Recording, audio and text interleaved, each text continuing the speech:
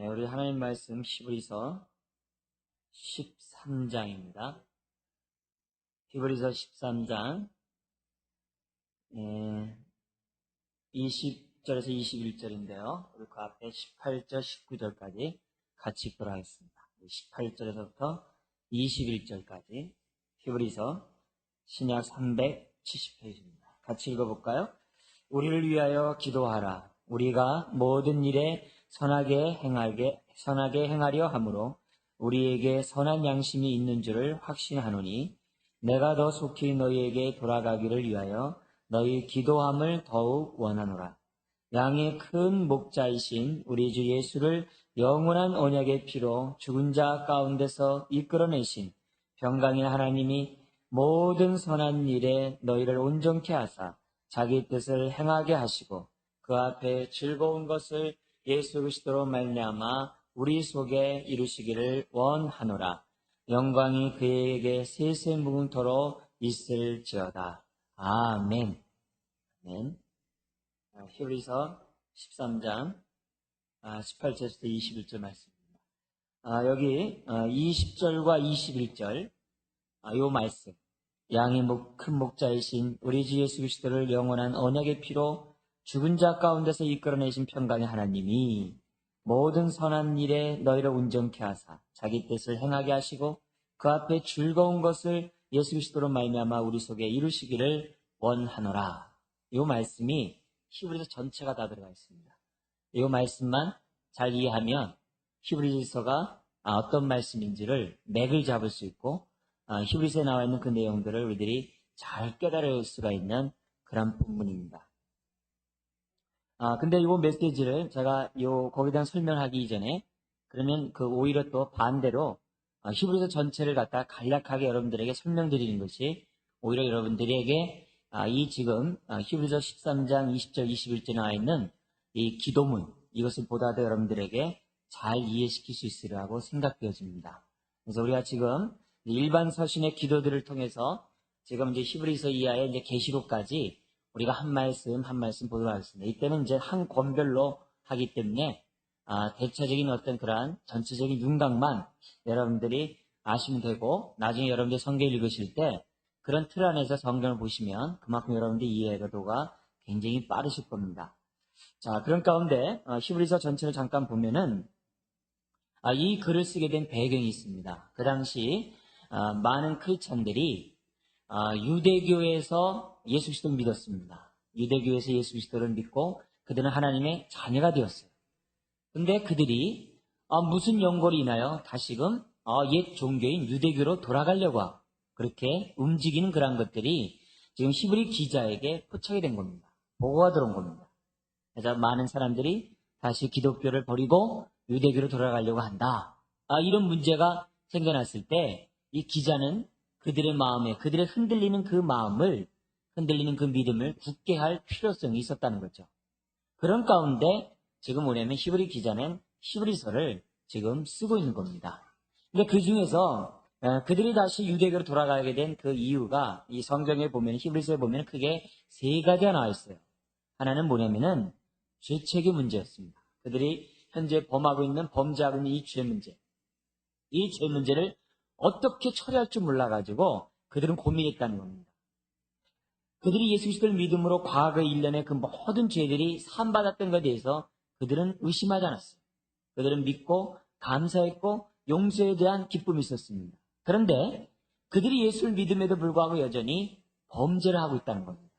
예수를 믿음에도 불구하고 여전히 그들이 어둠 가운데 있다는 자기 자신의 모습을 발견하게 돼요. 그래서 하나님 앞에 나의 죄 문제를 놓고 회개를 합니다. 나의 죄 문제를 회개를 했는데 처음에 할 땐 괜찮아요. 근데 계속적으로 똑같은 죄를 회개하게 되고 또 똑같은 죄를 하나님 앞에 회개하다 보니까 어떻게 돼? 사람이 자꾸 그 마음속에 내가 이렇게 사는 이것이 맞는가? 내 안에 끊임없이 이 죄책의 문제들이 도대체 떠나질 않는 겁니다. 용서에 대한 기쁨이 옛날같이 많지 않은 거예요. 그런데 자기 동료인 유대인들을 보니까 오히려 우리보다 이 죄 문제에 대해서는 보다도 마음에 룰루랄라 하면서 마음의 기쁨 가운데 살아가는 거예요. 이윤즉슨 뭐였냐면은 그들은 범죄할 때마다 제사를 지냈다는 거죠. 제사를 지내면서 자기 모든 죄가 짐승에게 전가됐다는 그 속에 그리고 제사장이 당신의 죄가 용서받았다는 그 선포 속에 오늘날 천주교처럼 그 때문에 사람들이 마음에 기쁨이 없는 거예요. 그러니까 옛 그림자에서 옛 제사제도에 있는 사람은 오히려 기쁨을 얻는데 자기네들은 어떻게 돼요? 이 눈에 보이지 않는 이 믿음, 예? 십자가의 그 능력, 오래전에 십자가에 흘렸던 그 피가 과연 앞으로 짓는 죄, 지금뿐만 아니라 앞으로 짓는 죄 문제까지 해결할 수 있는가? 여기에 대해서 많은 사람이, 신앙이 어린 자들이 이 초보의 독 가운데 있다라고 히브리서 얘기하는데 초보의 독 가운데 있는 사람들이 흔들리는 겁니다. 그래서 다시 그럼 다시 옛 종교로 돌아가 볼까?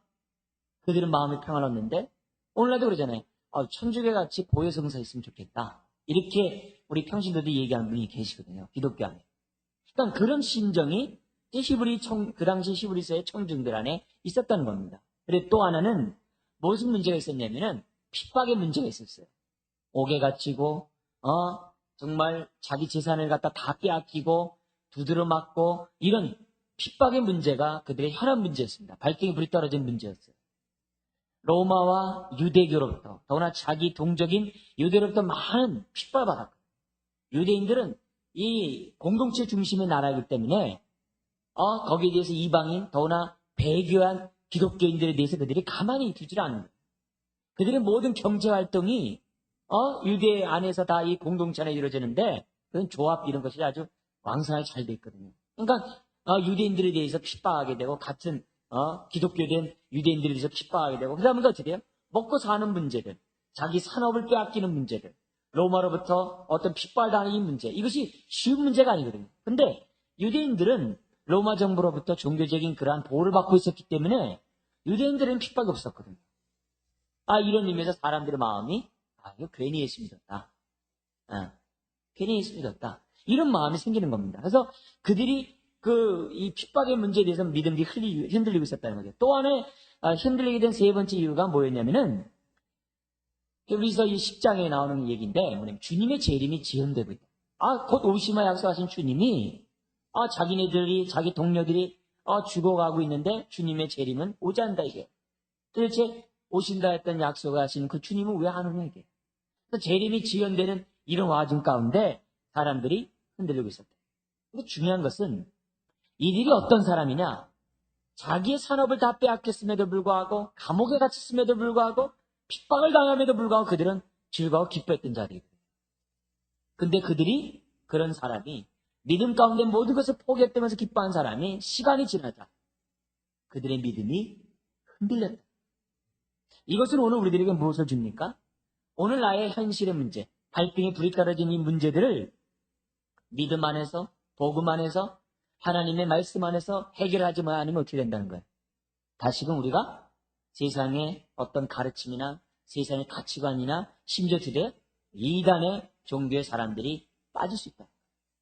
아무리 그들에게 말씀을 가르치고 아무리 한다 할지라도 그 자신이 발등에 불이 떨어진 이 문제들, 여기서 죄 문제, 핍박의 문제, 재림지연의 문제 이런 거지만 사람들마다 갖고 있는 굉장히 중요한 그 문제를 믿음 안에서 해결받지 않으면 기독교 혹시 다른 데 뭔가 있는 게 아닌가? 이런 염려가 있을 수 있다는 것. 우리의 믿음을 흔드는 것들이 여전히 우리들의 삶 가운데 있다는 것을 우리에게 보여줍니다. 그렇기 때문에 우리는 그런 일이 생겨날 때마다 내 마음속에 이 시간 분명히 기억할 것은 뭐냐면 내가 믿음이 흔들리는 것은 다른 거 아니다. 내가 믿음이 흔들리는 것은 히브리서의 말에 의하면은 히브리서 12장의 표현을 쓴다면은 믿음의 주여 믿음을 온전케 하신 예수를 바라보자 이런 메시지가 있어요. 그런 것처럼 내가 이렇게 내 믿음이 흔들리게 되고 내가 굳건한 믿음 가운데 서지 못하는 것은 내가 주님에 대한 바른 믿음을 갖지 않았기 때문에 내가 흔들리는구나 이렇게 생각하라는 거예요. 그렇지 않고 예수 외에 다른 대안이 있는 게 아닌가? 신앙 따로 나의 삶의 문제를 해결한 것 따로. 그래서 하나님도 의지하고 바알도 의지하고 이런 신앙의 모습을 가지다는 처음부터 끝까지 초질과 주님으로부터 문제를 해결받고자. 그러면 주님으로부터 문제를 해결받고자 하려면 어떻게 된대? 예수를 올바로 하자. 예수를 똑바로 하자. 예수에 대한 분명한 지식을 갖자. 그래서 그 얘기가 이제 히브리서의 1장에서부터 13장까지 우리들에게 장황하게 우리들에게 가르치고 있다는 겁니다. 그들이 예수에 대한 지식이 짧았기 때문에, 예수 그리스도에 대한 올바른, 그러니까 그들이 갖고 있는 지식이 너무 작기 때문에 그들은 흔들리는 시험 앞에 정말 넘어질 수밖에 없는 그러한 연약한 자가 되었다는 것을 보게 됩니다. 그래서 히브리 기자는 너희는 마땅히 선생이 될 터인데 어찌하여 죽만 먹고 사느냐? 어찌하여 의의 말씀을 삶 속에서 경험하지 못하냐? 어찌하여 너희 삶의 문제를 하나님의 말씀을 가지고 해결하지 못하냐? 네? 왜 너희들은 초보의 도 가운데 있느냐 하면서 6장에 초보의 도가 뭐냐 하면서 딱딱딱딱딱 설명하고 있는데, 오늘 한국 교회로 말하면 대체적으로 교회에서 성경 공부하는 그 내용들, 저희 교회에서 말하면 양육반, 이런 교재들의 내용의 주제가 그때 얘기해요. 우리 양육반 과정을 마친 그것이 뭐냐면은 초보의 도야. 근데 양육반 과정을 우리 안 마친 분들이 많이 계시고, 그 양육반 과정에서도 분명한 신앙도 같지 않은 분들이 많고, 근데 그것도 뭡니까? 초보의 도라고 얘기해요. 그러니까 마땅히 선생이 되어서 나의 삶의 문제를 말씀을 통해 해결해야 되는데 그렇지 않다. 그래서 너희로 하여금 믿음의 도리를 굳게 하고 믿음을 굳건히 붙잡고 나아가자. 이 얘기를 이 히브리서가 우리들에게 제시해주고 있다는 겁니다. 그러므로 여러분의 삶에 정말 나의 문제를 해결하지 못함으로 인해서 내가 믿음이 흔들리고 있을 때마다 히브리서를 보자. 그리고 믿음을 더욱더 견고케 하자. 그리고 나의 삶의 문제를 해결하자. 갈등이 불이 떨어진 그런 모든 문제들 예수 그리스도가 해결할 수 있다. 이런 얘기들을 우리는 히브리서를 통해서 봐야만 한다는 것이죠. 자, 이런 가운데 히브리서의 커다란 그 구조는 크게 두 가지로 나눕니다. 여기 보면 잠깐 성경을 잠깐 보면 10장 18절 한번 보세요. 10장 18절과 19절. 자, 여기서 보면 10장 18절까지가 한 단락입니다. 예수 그리스도에 대해서 설명한 겁니다. 그리고 19절서부터 끝까지가 뭐냐면은 그러므로, 이 로마서로 얘기한다면 12장 1절과 똑같은 거예요. 그래서 그러므로 이렇게 얘기하는 거죠. 그러니까 그동안 예수 그리스도가 우리의 모든 삶의 문제를 해결하신 분이다. 너의 모든 문제를 해결하신 분이다. 그러므로 너희들 그래 믿음에 흔들리지 말고 이런 삶을 살아라. 그래서 특별히 강조하는 단어가 믿음, 소망, 사랑이라는 단어예요. 그래서 예를 들면 예수 그리스도의 그 육체가 찢어짐으로, 십자가의 죽음으로 말미암아 하나님과 우리 사이에 막혔던 휘장이 찢어졌다. 그리고 예수 그리스도의 육체가 찢겨짐으로 말미암아 하나님과 우리 사이에 새롭고 산 길이 열려지게 되었다. 이렇게 얘기를 해요. 그러므로 너희는 어떻게 되느냐? 어떻게 되냐면 22절에 끝에 보면은 참마음과 10장 22절에요. 참마음과 온전한 뭐라고 그래요? 믿음으로 하나님께 나아가자. 너의 믿음을 더욱더 굳건히 잡아라. 믿음. 그 다음에 23절 같이 읽어볼까요? 또 약속하신 이는 믿으시니 우리가 믿는 도리에 뭐요? 소망을 움직이지 말고 굳게 잡아. 이렇게 소망. 그 다음에 24절 시작. 서로 돌아보아 뭐요? 사랑과 선행을 격려하며. 25절 모이기를 패한 어떤 사람들의 습관과 같지 말고 오직 권하여 주님의 재림이 가까움을 볼수록 더욱 그리하자. 결국은 뭐예요? 믿음, 소망, 사랑의 삶을 살아. 믿음을 가지고 나아가되 소망 가운데, 소망만 가지고 현실을 잃어버리지 말고 서로 돌아봐 사랑하라. 이렇게 얘기하면서 이 얘기를 좀 더 확대한 것이 히브리서 11장이 믿음에 대해서, 12장이 소망에 대해서, 13장이 사랑에 대해서 우리들에게 설명하고 있다는 거죠. 자, 그런데 이 전반부 10장 18절까지 그 전반부의 가장 핵심적인 구절이 뭐냐면 8장 6절이에요. 찾아볼까요? 8장 6절 한번 보세요.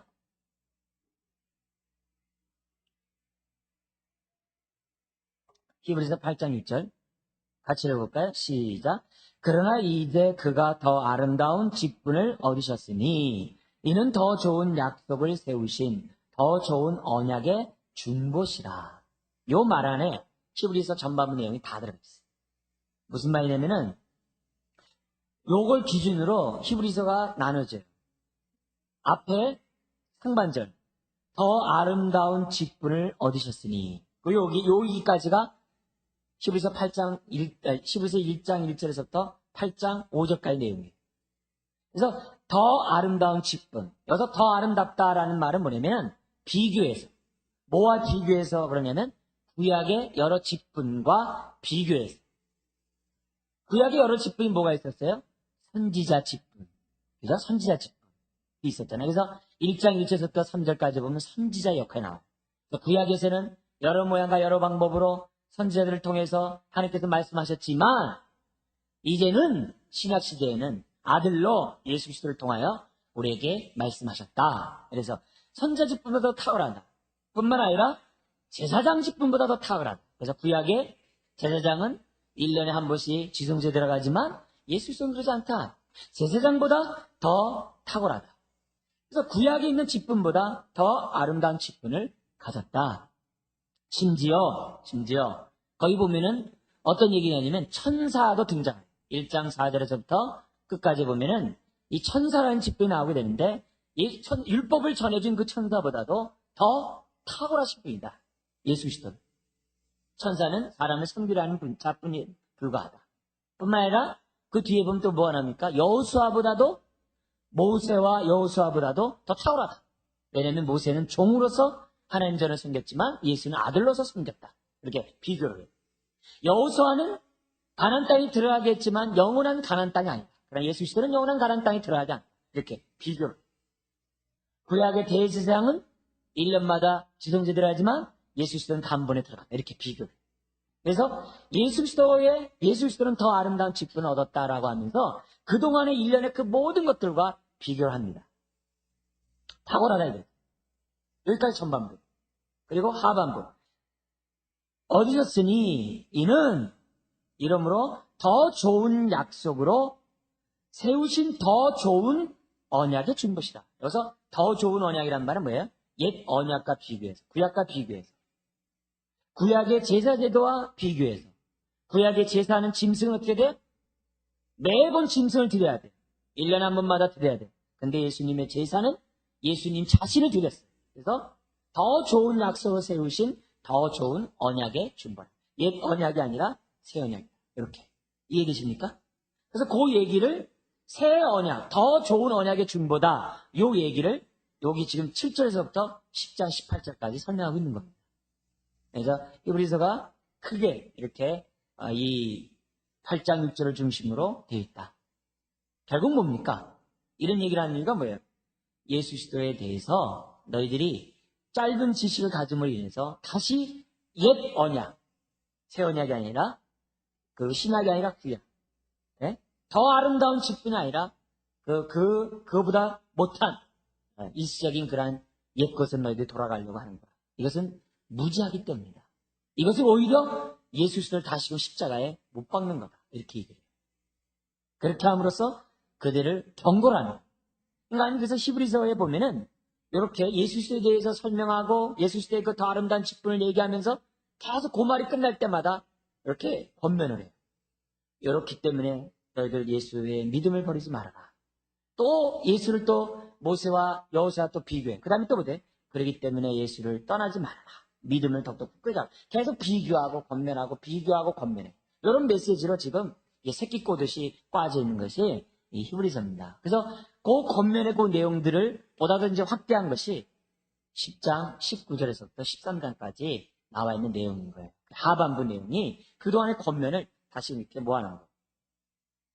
이해됩니까? 네? 하나하나씩 이제 공부하면은 더 많이 이렇게 좋을 수 있겠지만 다시 나중에 우리 한번 하기로 하고, 예전에 우리 특별 새벽 집회 40일 동안 할 때 히브리서 가지고 한 적이 있는데, 새벽 예배 다들 여기 나온 분이 아니기 때문에, 그래서 히브리서 가지고 새벽 예배 40일 동안 한 적 있어요.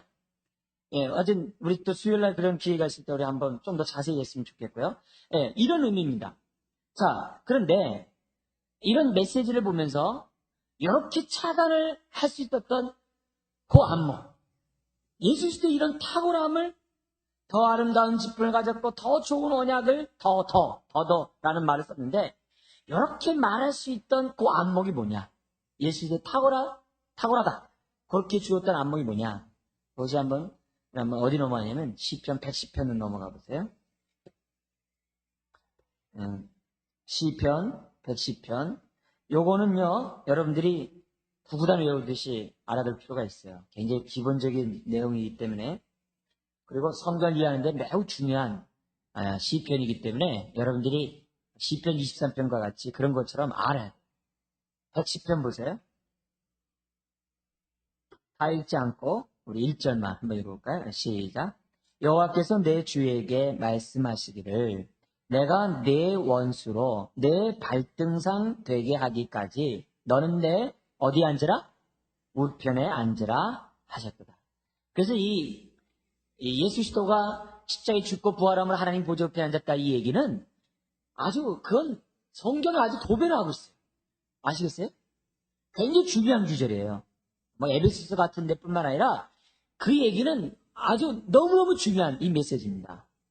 그래서 에베소 2장 5절 6절 같은 데뿐만 아니라 요한계시록 그 5장 4장 5장 이런 데 보더라도 요 바로 이 1절의 내용이 굉장히 중요해요.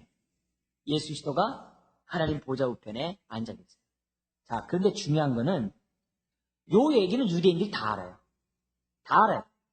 다 안다. 요 얘기는 신약에 있는 기자들이 많이 썼어요.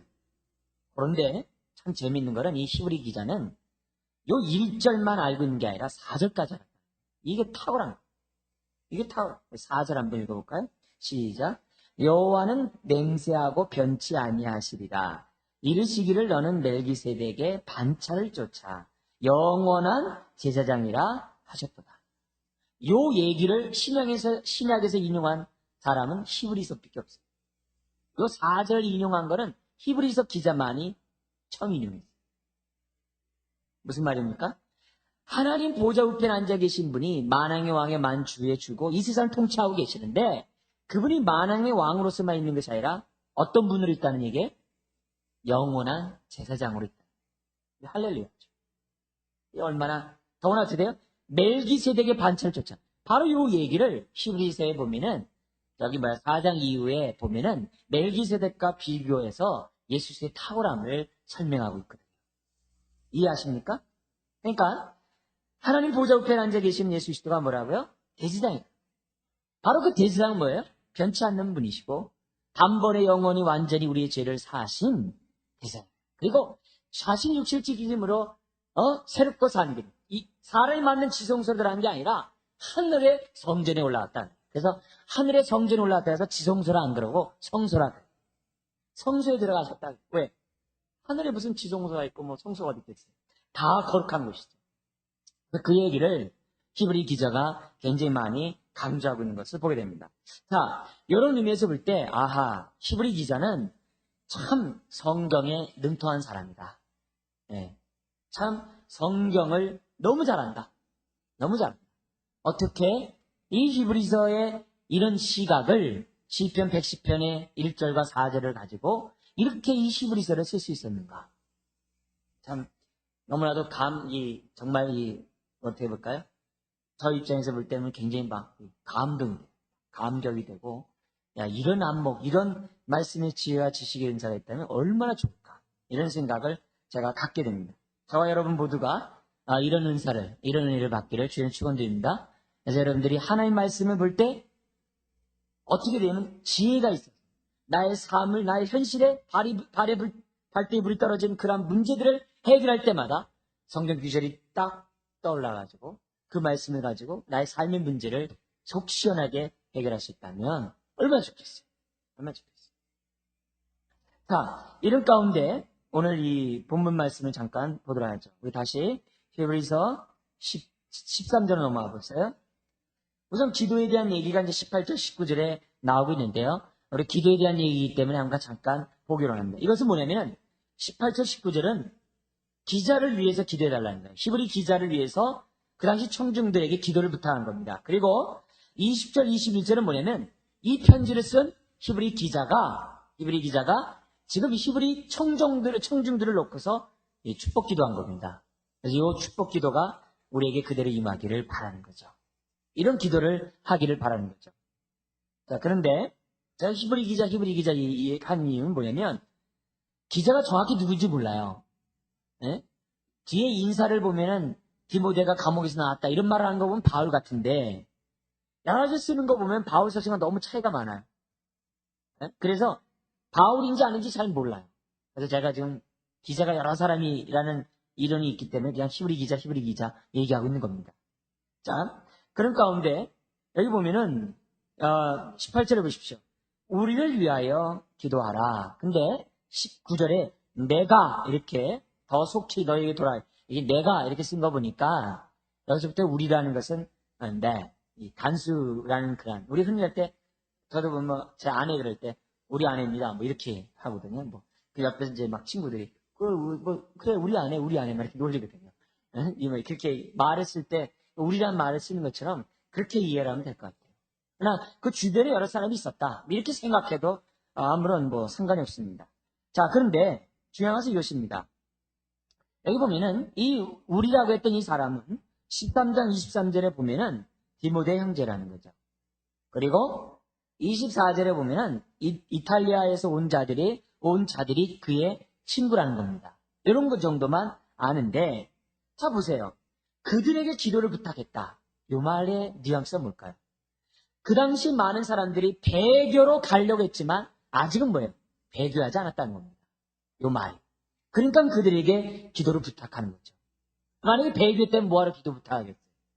그들의 믿음이 흔들리고 있지만 여전히 어떻게 돼요? 여전히 그들은 믿음 가운데 있었기 때문에 기도를 부탁한 것이 아니겠습니까? 자, 그리고 19절의 내용을 볼 때 뭐가 나오냐면은 내가 너에게 속히 돌아가기 원한다. 이 말하는 걸 보면 아직도 분위기가 뭐냐면 이 히브리 기자가 그 당시 청중들의 리더였다는 것을 우리들에게 보여줘요. 리더였다는 것을 우리가 추측해 볼 수 있습니다. 자, 근데 뭘 놓고 기도합니까? 빨리 돌아가기 원한다. 근데 이렇게 돌아가기 위해서는 너희들이 나를 위해서 기도해줘야 된다. 뭐냐? 18절에 모든 일에 선을 행할 수 있다. 여기서 모든 일에 선을 행할 수 있다는 얘기는 다른 것이 아니라 뭐예요? 복음에 대한 사역을 잘 감당할 수 있다. 어디선가 지금 복음 사역을 감당하고 있는데 그것이 온전하게 빨리 이루어져서 완성돼서 내가 빨리 너희들에게 갈 수 있도록 나를 위해 기도해달라.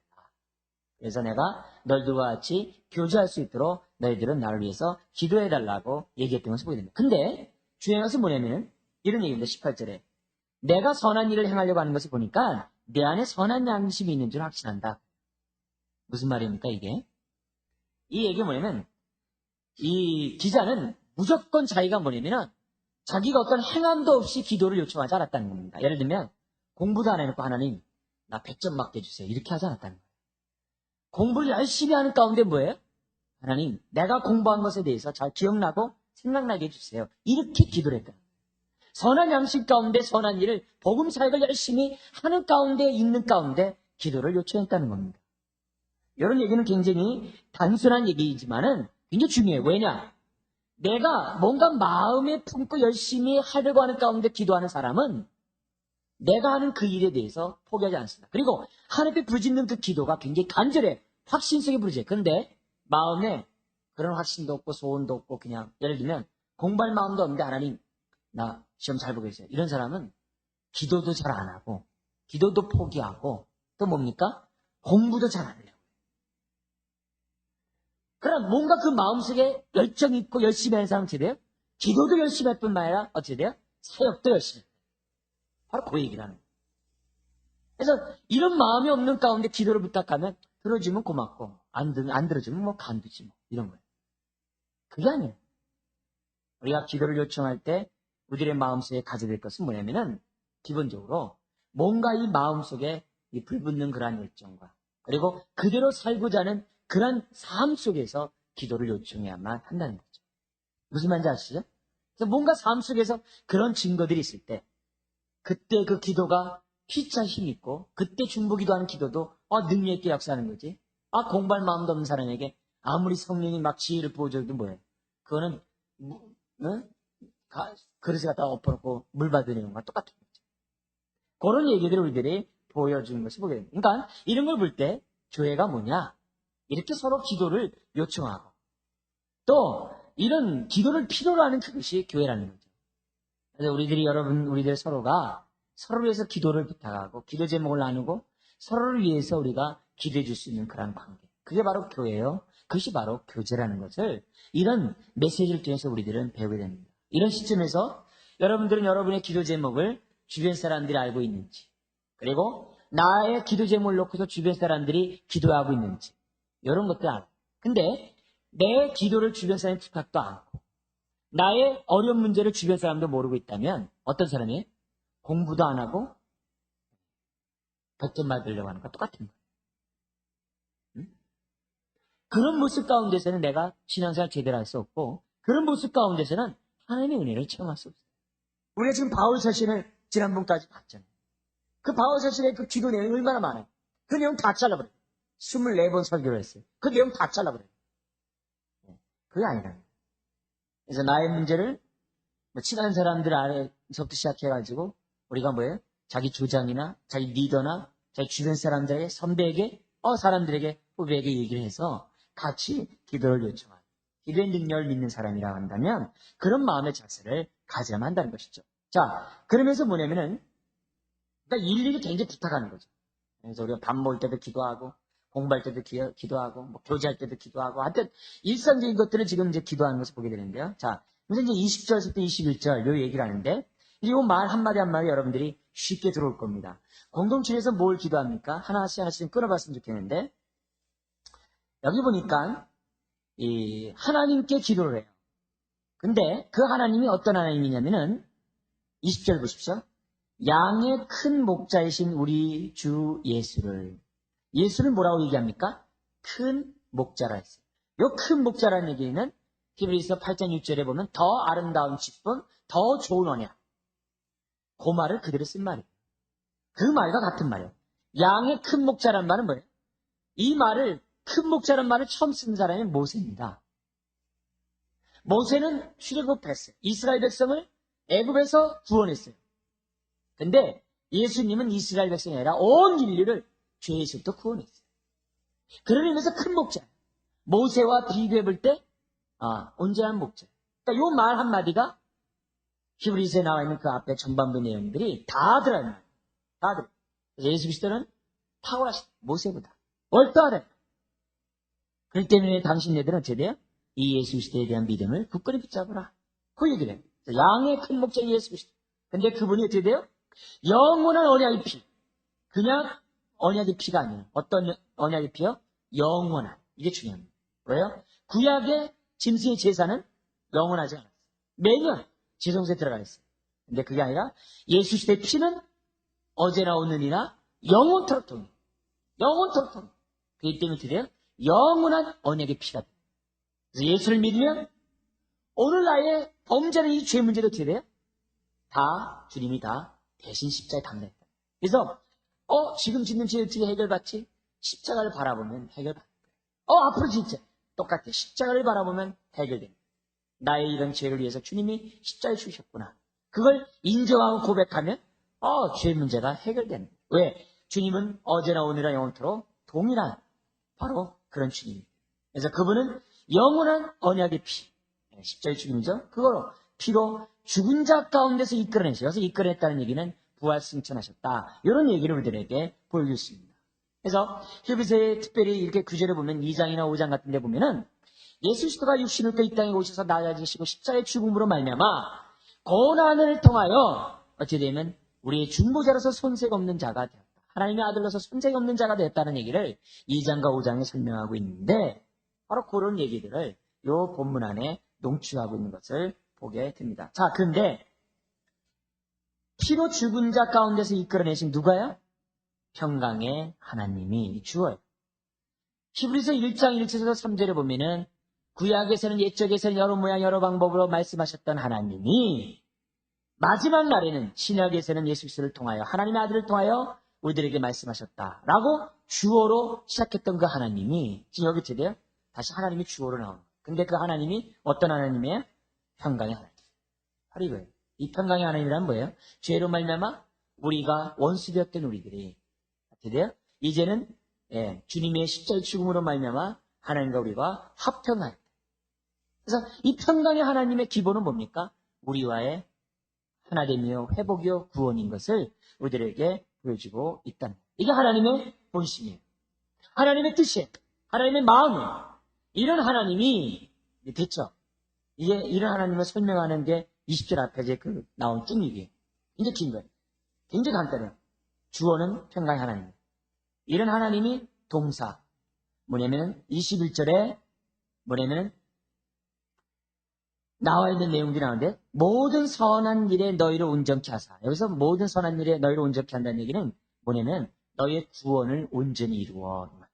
비록 그들은 배교하려고 하고 있고 핍박의 가운데 고난을 당하고 있고 재림이 지연됨으로 우왕좌왕하고 있고 믿음이 흔들리는 그런 가운데 있는데 이런 하나님이 너희를 드디어 온전케 하사 너희를 온전히 구원케 하사 이 얘기입니다. 네? 그 다음에 자기 뜻을 행하게 하시고 하나님의 뜻은 뭡니까? 한 영혼이라도 잃어버리진 바 되지 않는 겁니다. 한 영혼이라도 빼앗기지 않는 겁니다.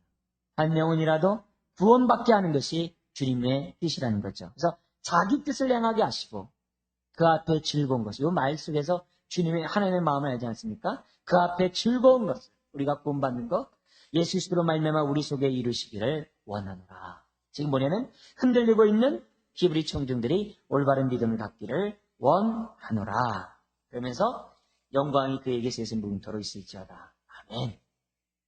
자, 그렇다면은 오늘 우리가 이 저녁에 하나님 앞에 마음속에 가질 것이 뭡니까? 하나님이 이런 뜻을 갖고 있기 때문에 우리의 구원은 완성될 거예요.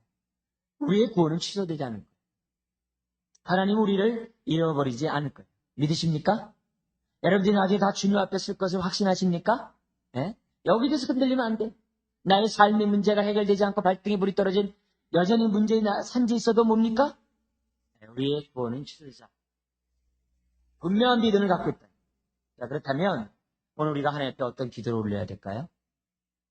하나님, 평강의 하나님이 갖고 있는 이 뜻, 주님, 이루어질 줄 믿습니다. 그래서 내가 그 어떤 상황 속에서도 흔들리지 않도록 도와주십시오. 이렇게 기도하셨다. 다른 거 없습니다. 흔들리지 않기 위해서 못해 구원의 확신을 갖는. 구원의 확신을 가질 뿐만 아니라 그 구원의 확신은 깊이에 따라 달라요. 예수 그리스도에 대한 깊이에 따라 달라요. 즉, 히브리 기자같이 성경이 능통하도록 어린 신자 가운데 있는 것이 아니라 장사한 분량까지 살아가고자 우리들이 하나님께 기도해야 돼요. 하나님, 그래서 내가 그리스도의 장사한 분량까지 성장하기 원합니다. 하나님 도와주십시오. 하나님 굳건한 믿음을 저에게 주십시오. 그래서 어떤 핍박이 온다 할지라도 흔들리지 않고 어떤 고난이 온다 할지라도 흔들리지 않고 오히려 히브리서 잠깐 볼까요? 13절 보세요. 같이 한번 읽어볼까요? 히브리서 13장 13절 시작. 그런즉 우리는 그 능력을 지고 영문 밖으로 그에게 나아가자. 이 무슨 말입니까? 아무리 핍박이 있다 할지라도 우리가 능력을 지고 주님의 뒤를 가자. 이건 뭡니까? 굳건한 믿음 없이는 할 수 없다는 거죠. 그래서 하나님, 나에게 굳건한 믿음을 주셔서 주님처럼 영문 밖으로 나아가는 믿음의 자녀가 될 수 있도록 하나님 도와주십시오. 히브리서 13장처럼 산수만 가운데 흔들리지 않는 나라를 유업으로 받았사오니 우리 믿음이 흔들리지 않도록 도와주십시오. 이걸 놓고 하나님께 간구하지 않을 수가 없다는 겁니다. 사랑하는 성도 여러분, 우리의 믿음이 왜 흔들립니까? 주님에 대한 믿음이 올바르지 않기 때문에. 우리가 주님에 대한 지식이 약하기 때문에. 어린 자에 있기 때문에. 네. 그래서 유혹을 받는다고 5장이 얘기하고 있어요. 그렇다면 오늘 우리가 때를 따라 돕는 은혜를 얻기 위해서 하나님 보좌 앞에 당당히 나아가는 그 지식은 주님에 대한 바른 지식이 있습니다. 그리고 우리가 드디어 은혜를 받은 자만이 영문 밖에 나갈 수 있기 때문에 오늘 우리가 이 저녁에 하나님 앞에 기도함으로 하나님 나에게 은혜를 주셔서 영문 밖에 나가는 삶을 사는데 부족함이 없게 해주십시오. 삶 속에서 주의 의를 드러내게 주옵소서. 이렇게 부르짖는 우리 모든 사람 되기를 원하고 주님 앞에 정말 담대히 쓰는 여러분 되기를 주의를 부탁드립니다. 마지막 한 구절 읽고 마치도록 하겠습니다. 유다서 1장 24절 25절 같이 읽어볼까요? 398페이지 요한계시록 앞에 같이 읽겠습니다. 시작. 능히 너희를 보호하사 거침이 없게 하시고 너희로 그 영광 앞에 흠이 없이 즐거움으로 서게 하실 자 곧 우리 구주 홀로 하나이신 하나님께 우리 주 예수 그리스도로 말미암아 영광과 위엄과 권력과 권세가 만고전부터 이제와 세세에 있을지어다. 아멘. 하나님 앞에 우리는 흠없이 즐거움으로 서게 될 겁니다. 이것을 믿고 우리 승리하는 저희 여러분 되기를 주의 이름으로 축원드립니다. 기도하겠습니다.